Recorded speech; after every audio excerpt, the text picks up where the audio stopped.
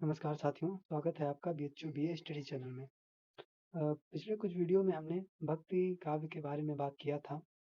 आज हम देखते हैं कि भक्ति आंदोलन का उद्भव कैसे हुआ। चूँकि देखिए हिंदी साहित्य में 4 काल हुए हैं, आदिकाल, भक्तिकाल, रीतिकाल और आधुनिक काल। तो भक्ति आंदोलन का समय लगभग संवत 1375 ईस्वी से 1700 ईस्वी तक रहा है, ठीक?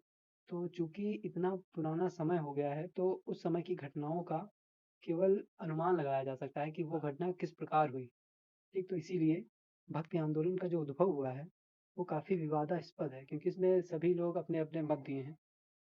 तो भक्ति आंदोलन का उद्भव हिंदी साहित्य इतिहास के सर्वाधिक विवादास्पद प्रसंगों में से एक है। इस बात पर सहमति है कि भक्ति की मूल धारा दक्षिण भारत में 6वीं अथवा 7वीं शताब्दी में आरंभ हुई और 14वीं शताब्दी में इसने उत्तर भारत में अचानक आंदोलन का रूप ग्रहण कर लिया। किंतु यह क्यों हुआ, यह भारी विवाद का मुद्दा है। विभिन्न साहित्य इतिहासकारों ने अपने-अपने इतिहास बोध के आधार पर इस प्रश्न को सुलझाने का प्रयास किया है। अतः 4 विभिन्न प्रकार के मत हैं, जो प्रचलित हैं कि भक्ति आंदोलन का उद्भव कैसे हुआ। पहला मत है विदेशी प्रभाव पर आधारित व्याख्या। तो भक्ति आंदोलन के उद्भव की प्रथम व्याख्या विदेशी प्रभाव के रूप में की गई है।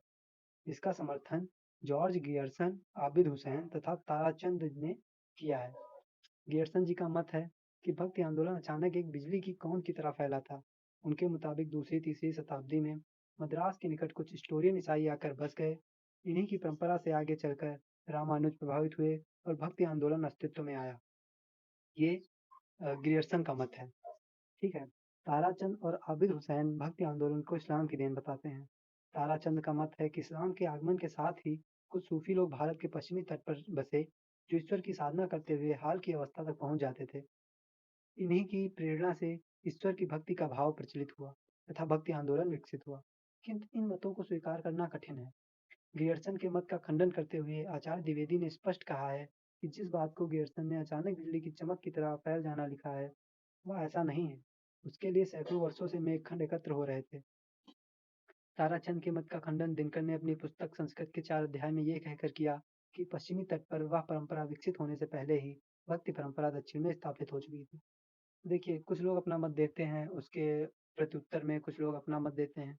ये पहला जो व्याख्या है, ये इतनी प्रचलित ना हो सकी। दूसरी व्याख्या है मार्क्सवादी व्याख्या। मार्क्सवाद ने अपना मत दिया है।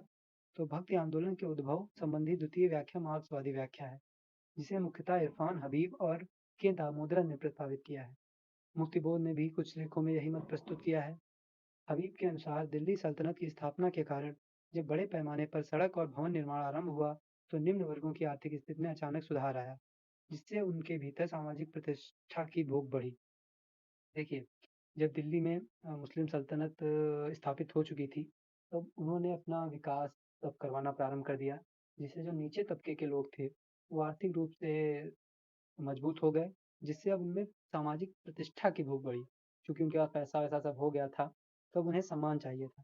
ठीक, तो इसी तनाव, बेचैनी और छटपटाहट ने निर्गुण संत काव्य को जन्म दिया, जो भक्ति आंदोलन का जो भक्ति आंदोलन का आरंभिक बिंदु है।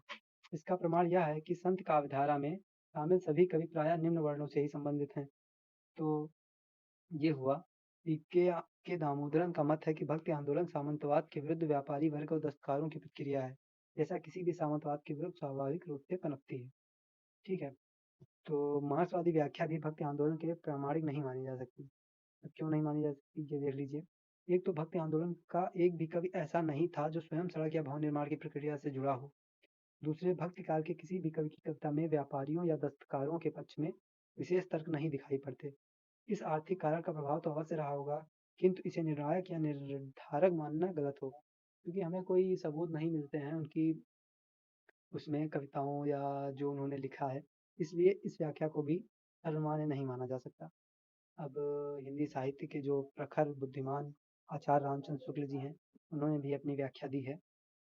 वे लिखते हैं कि भक्ति आंदोलन के उद्भव की एक अत्यंत महत्वपूर्ण व्याख्या आचार्य रामचंद्र शुक्ल ने प्रस्तुत की है, जो जनता की चित्त वृत्ति के आधार पर इस आंदोलन का विश्लेषण करते हैं। डॉक्टर रामस्वरूप चतुर्वेदी, बाबू गुलाब राय और राम कुमार वर्मा भी इसका समर्थन करते हैं। आचार्य शुक्ला मत है, जब मुस्लिम साम्राज्य दूर दूर तक स्थापित हो गया, तब परस्पर लड़ने वाले स्वतंत्र राज्य नहीं रह गए। इतने भारी उलटफेर के पीछे हिंदू जन समुदाय पर बहुत दिनों तक उदासी छाई रही। अपने पौरुष से हताश जाति के लिए भगवान की सख्त और करुणा की ओर ध्यान ले जाने के अतिरिक्त दूसरा मार्ग ही क्या था?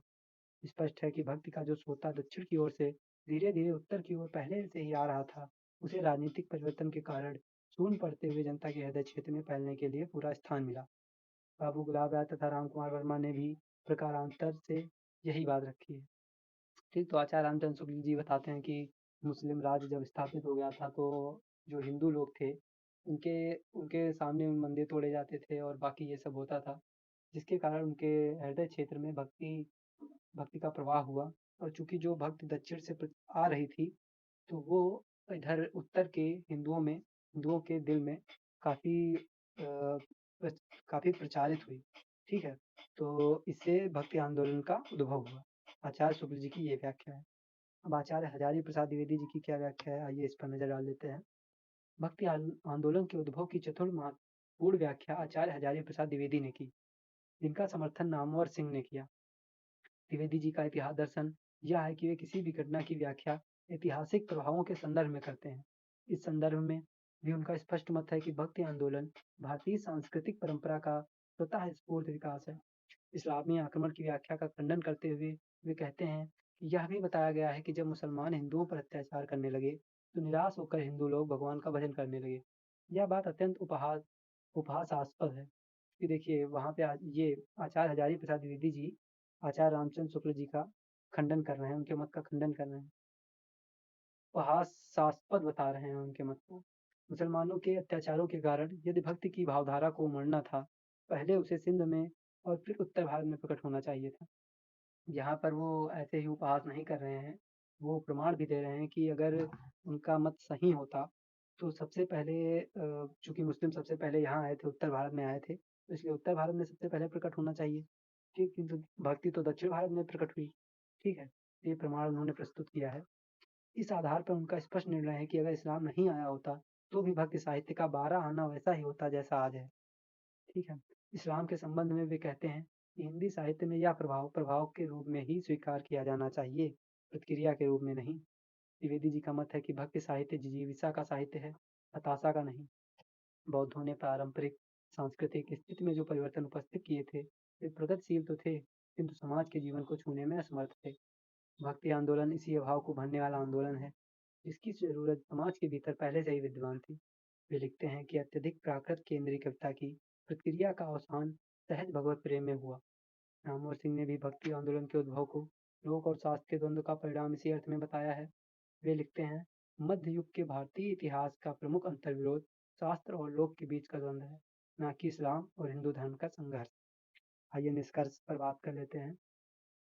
उपरोक्त सभी मतों का विश्लेषण करें तो हम पाते हैं कि विदेशी प्रभाव संबंधी व्याख्या तो प्रायः अस्वीकार्य है, किंतु शेष सभी व्याख्याएं कहीं न कहीं आंशिक रूप से ठीक हैं।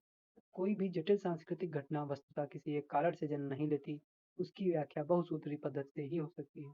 क्योंकि देखिए, कोई भी जो जटिल सांस्कृतिक घटना है, उसमें एक पद्धति को लेकर आप उसको सिद्ध नहीं कर सकते। उसके पीछे कई कारण होते हैं, उन सभी कारणों को लेकर चलना पड़ता है। यह सच है कि सिद्धोनाथों की शुष्क धार्मिक परंपरा में तरसता या आवश्यकता बनी हुई थी। यह भी सच है कि इस्लाम के आगमन के कारण उच्च वर्ण का हिंदू समाज हताशा निराशा के दौर से गुजर रहा था। पुनः दिल्ली सल्तनत की स्थापना ने जो राजनीतिक स्थिरीकरण और अवर्णों की आर्थिक स्थिति में सुधार किया, वह भी इस आंदोलन का एक महत्वपूर्ण कारण है। इसलिए भक्ति आंदोलन अपने इतिहास, आर्थिक स्थितियों और जनता की चित्तवृत्ति की पारस्परिक क्रिया प्रतिक्रियाओं से उपजे हुआ आंदोलन है, न कि किसी एक कारण से। तो अब ये आपका कंप्लीट हो गया है कि भक्ति आंदोलन का उद्भव कैसे हुआ। ठीक है? अब अगली वीडियोज़ में हम लोग इसी पर चर्चा करेंगे। आगे भक्ति भक्ति काल पे चर्चा करेंगे, उसके बाद कबीरदास और रीत काल पर भी बात करेंगे, क्योंकि दूसरी पुस्तक में हमें रीत काल भी पढ़ना है।